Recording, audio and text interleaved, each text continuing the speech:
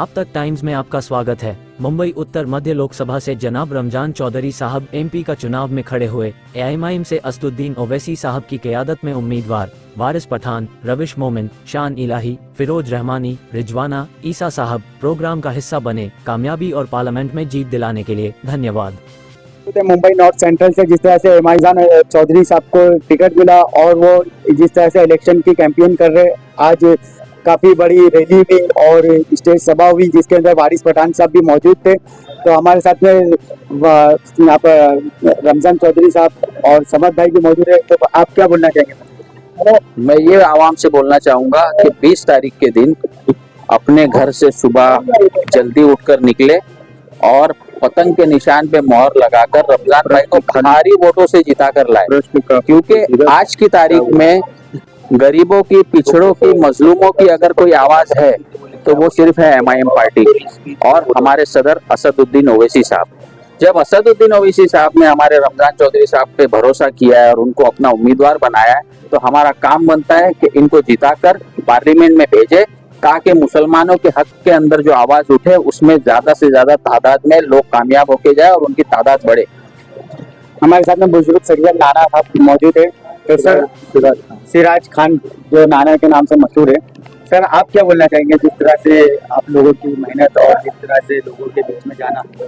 नहीं, मेहनत तो काफ़ी हो रही है, कई दिनों से मेहनत चल रही है और सबसे बड़ी खुशी ये हुई है कि एमआईएम के हमारे जो है राष्ट्रीय अध्यक्ष जनाब असदुद्दीन ओवैसी साहब ने रमजान चौधरी साहब पर भरोसा किया।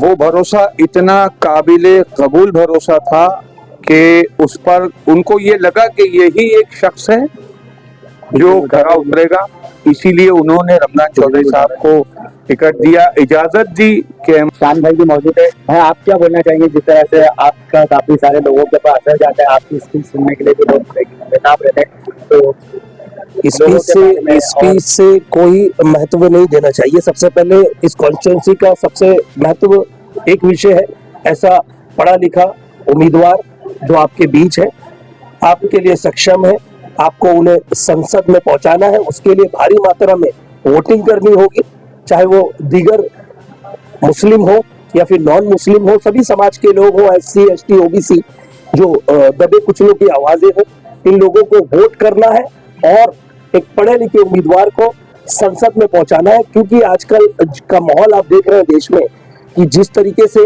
लोगों को डराया जा रहा है, धमकाया जा रहा है, मुसलमान को एक खिलौना बना रखा है, सिर्फ नाम पर वोट इस्तेमाल किए जा रहे हैं डरा धमका कर। लेकिन आज उसी आवाजों के अगेंस्ट में जो असदुद्दीन ओवैसी साहब ने एक पढ़ा लिखा नौजवान कैंडिडेट दिया है हमारे बीच में रमजान चौधरी, इन्हें आपको भारी मतों से जिताना है, लेकिन वो चिल्ला के डर के नहीं होगा, वो होगा हमारी वोट की मेहनतों से। जितने वोट पड़ेंगे, जितने यहाँ पर 6 लाख अक्सरियत मुस्लिम माइनॉरिटी वोट्स है, अगर मान लो अगर वो वन साइडेड 75% भी पढ़ते हैं तो और दीगर अदर समाज के वोट पढ़ते हैं, तो समझ लो इस कॉन्स्टिट्यूंसी की जो जीत पक्की है और संसद बनने जा रहे हैं हमारे दोस्त रमजान चौधरी साहब। हम तारुफत करवाना चाहेंगे रमजान चौधरी साहब को जो यहाँ पर उम्मीदवार है और टिकट लेके खड़े। तो सर आप क्या बोलना चाहेंगे जिस तरह से आपने अभी कैंपेन शुरू करे और लोगों के बीच में आप जा रहे हो, तो आपका नजरिया? आप ये सबसे पहले मैं आप तक टाइम्स न्यूज़ जिसके आप संवाददाता हैं और आपको नए आगाज़ का मैं बधाई देना चाहता हूं और साथ ही साथ ये दुआ करता हूं कि आप इस क्षेत्र में जो मीडिया का क्षेत्र है इसमें न्याय के लिए और जो जनता है उसकी समस्या, उसकी आवाज़ को उठाएंगे और बिना किसी डर के और भय के आप ये काम को आगे अंजाम देंगे, ऐसी मैं आशा करता हूं। और रही बात चुनाव को लेकर के, तो जैसा कि आप जानते हैं कि धीरे धीरे हमारा समूह जो है बढ़ता जा रहा है। हमने बहुत कम से शुरू किया था, लेकिन अल्लाह का फजल करम है, उसकी अताअत है, उसका लुत्फ़ो करम है कि अब जो है भारी संख्या में लोगों का सपोर्ट, लोगों का साथ और लोगों की दुआएं हमें मिल रही है और इसके साथ हम लोग आगे कामयाबी की ओर बढ़ रहे हैं। अल्लाह ने चाहा तो इंशाअल्लाह ज़रूर उत्तर मध्य मुंबई लोकसभा क्षेत्र की ये सीट एमआईएम के नाम दर्ज होगी और असद साहब के ऊपर जो अक़लियती नहीं बल्कि मैं समझता हूँ कि दलित समुदाय का एक बड़ा, दलित समुदाय हो चाहे वंचित समुदाय हो या ओबीसी समुदाय के लोग हैं, उन पर बड़ा विश्वास है उनका, तो उनके विश्वास को आगे बढ़ाने का काम हम लोग भी करेंगे इंशाल्लाह।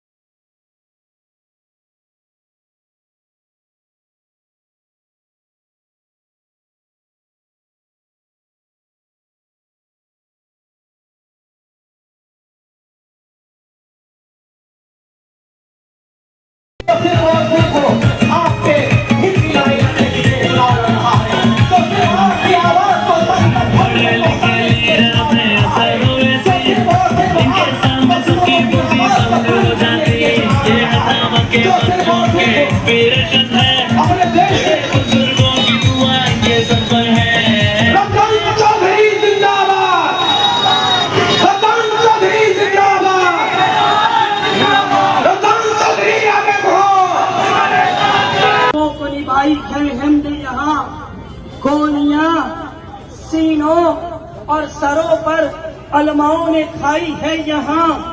जय हिंद का नारा हमने दिया है यहाँ।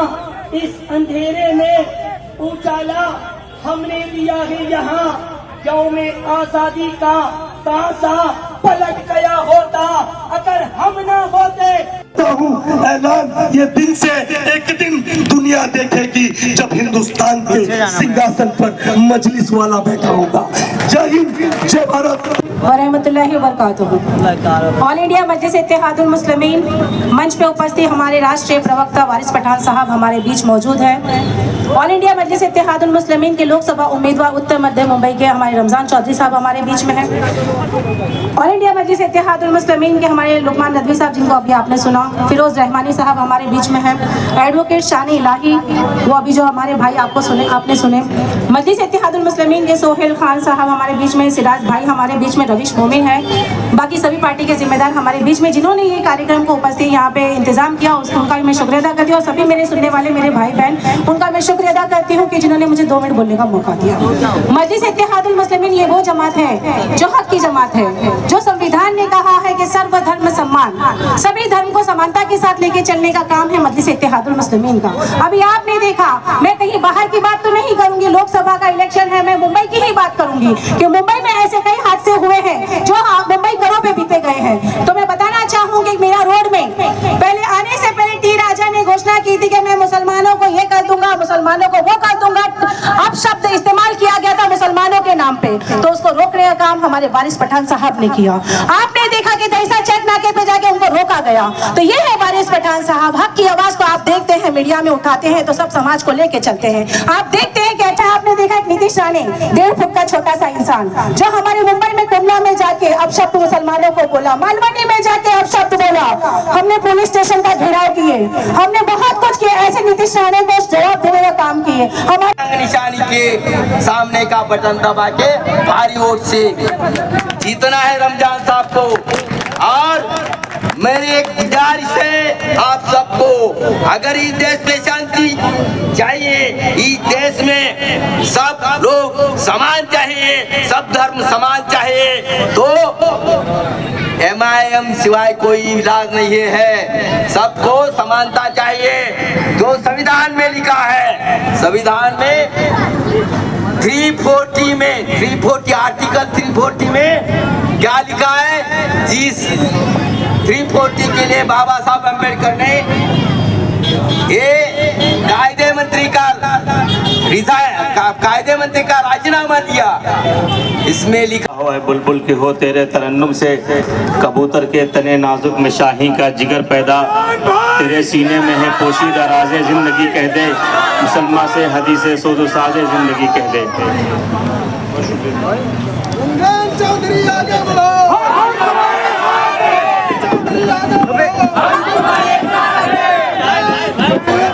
आज के इस कार्यक्रम के और MIM के स्पोक्स पर्सन, नेशनल AIMIM पूर्व विधायक ऐसे हमारे हरदिल अजीज एडवोकेट वारिस पठान साहब, हमारे मुंबई MIM की महिला अध्यक्ष रिजवाना खान साहिबा,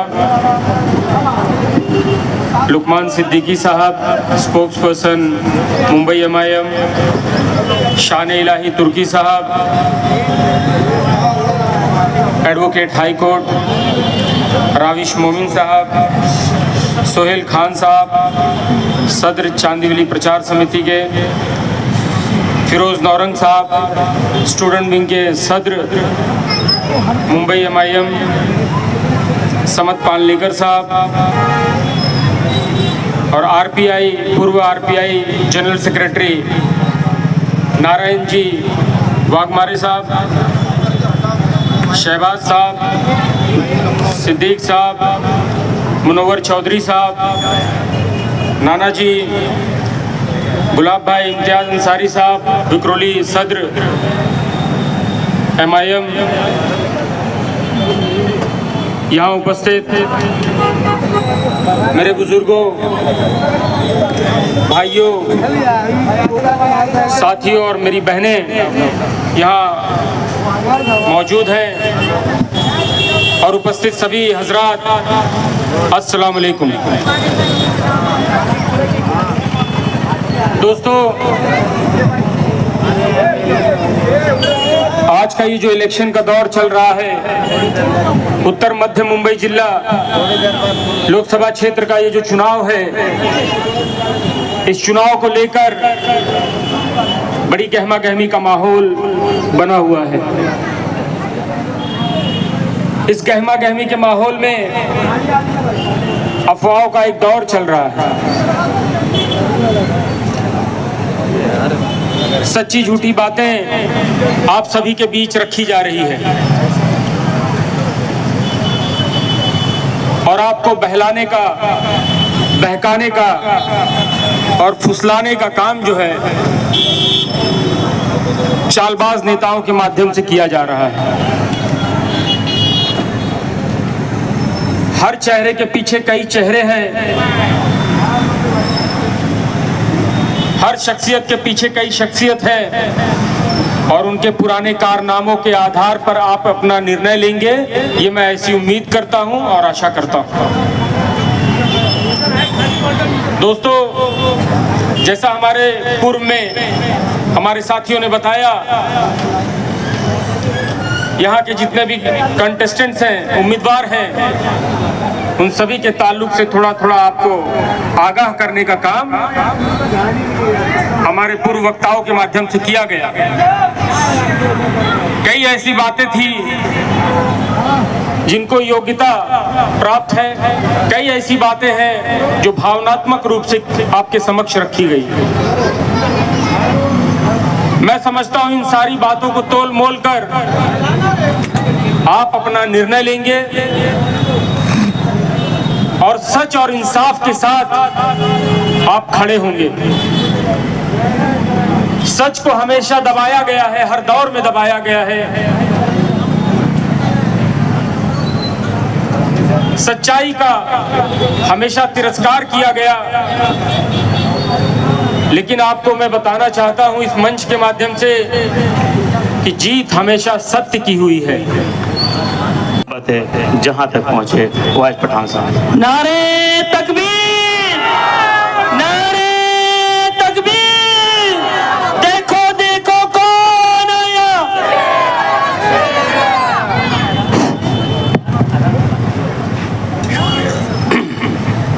मगर किसी का काम तो कुछ नहीं। लालच दे दिया 15 लाख सबके अकाउंट में आ जाएगा।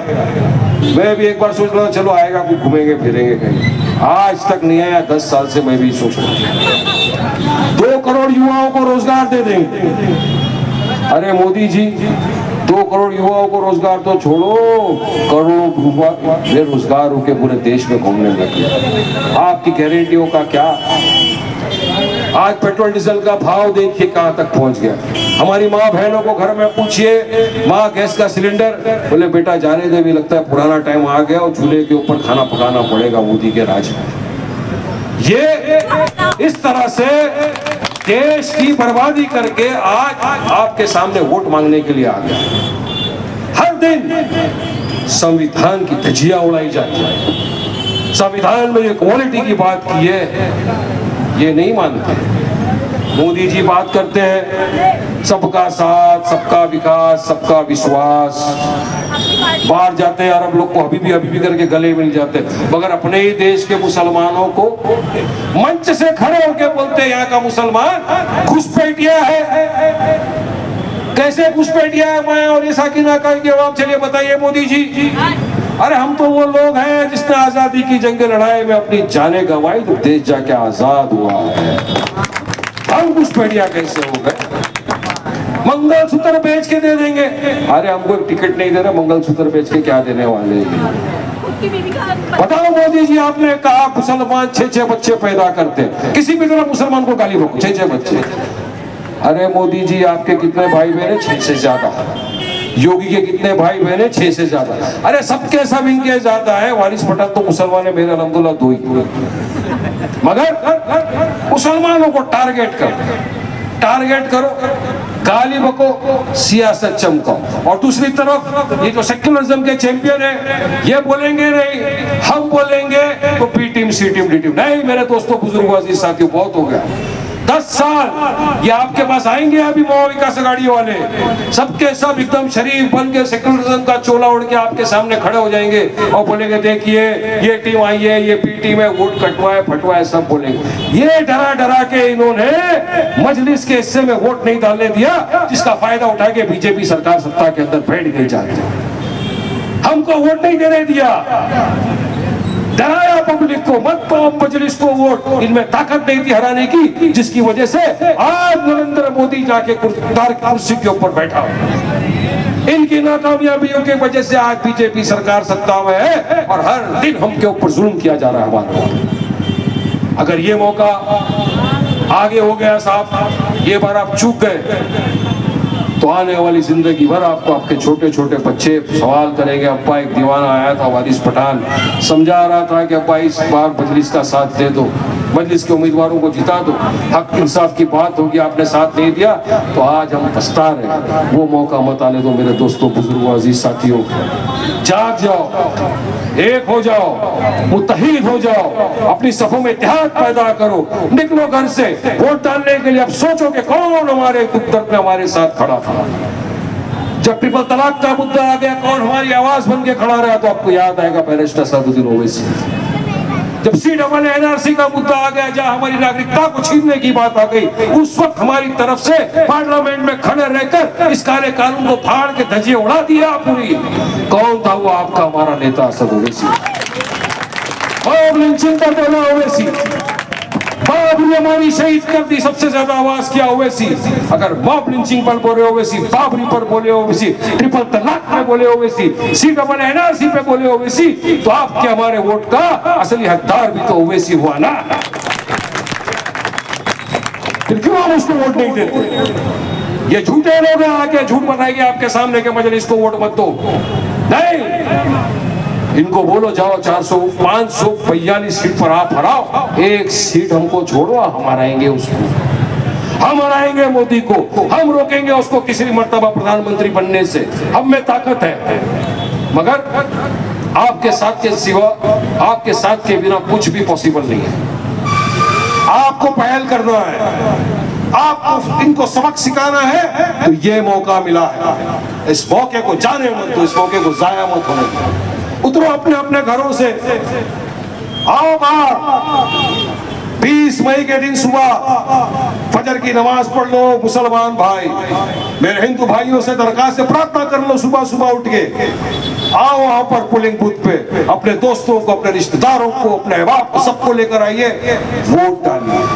ये वोट आपका बहुत कीमती है। इस मर्तबा का जो इलेक्शन है ये मामूली इलेक्शन नहीं है, ये संविधान को बचाने का इलेक्शन है, डेमोक्रेसी को बचाने का इलेक्शन है, ये हक की लड़ाई का इलेक्शन है, ये अधिकार पाने का इलेक्शन है, ये हमारे आने वाले बच्चों के मुस्तकबिल को संवारने का इलेक्शन है।